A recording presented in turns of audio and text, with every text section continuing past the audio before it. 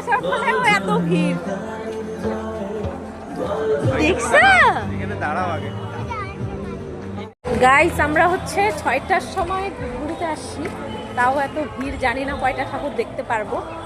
প্রচন্ড মানে প্রচন্ড ভিড়, কি আর বলবো। আর এই যে এনাকে আমি জোর করে নিয়ে আসছি, এনাদের দুইজনকে আমি জোর করে নিয়ে আসছি। কান্না কাটি চিল্লা চিল্লি সব করছে। না না না আমি করছি, আমি তো জোর করে আনছি, কিন্তু বৈশিও করছে, বৈশির বাবাও আসবে না, কিন্তু আইসে সত্যি সার্থক, সেই সুন্দর করছে। থাক থাক কিছু হবে না। আর লোক তো কি বলবো, প্রচন্ড ভিড় হয়েছে। এই যে সামনে মাত্র 6টার সময় এত ভিড়, কি আর বলবো। নিয়ে আসতে যাচ্ছিল না, এখন বলে কি 3 মাস থাকবে। বারের মতো সব জায়গায় এসে মেয়ের ছবি তুলতে ব্যস্ত। এই যে আমাদের ক্যামেরাম্যান, ড্রাইভার মেয়ের ছবি তুলছে, মেয়ের বাবা আর মেয়ে এখানে পোজ দিচ্ছে। আর এত লোকের ভিড়, আর আমরা দাঁড়িয়ে আছি প্যান্ডেলের সামনে একদম। তাকাও তাকাও, ওই বলো জোর করে আইসা ভালো লাগতেছে না খারাপ লাগতেছে? তুমি তো কান্নাকাটি করে আসলা।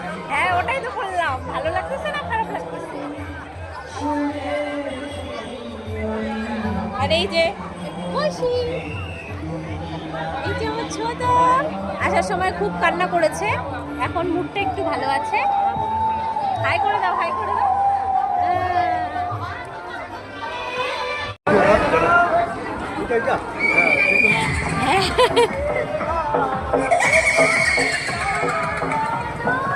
কিলোমিটার লাইন, তারপরে কি থিমটাও করছে মহাকুম্ভ।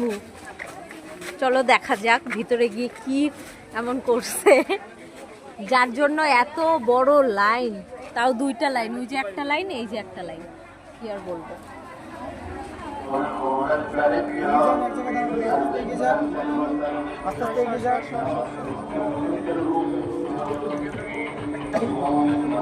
অবশেষে দেখা হলো।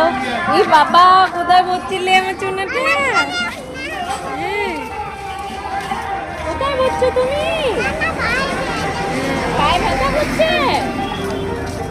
দেখা হলো, এই যে দাঁড়িয়ে আছি।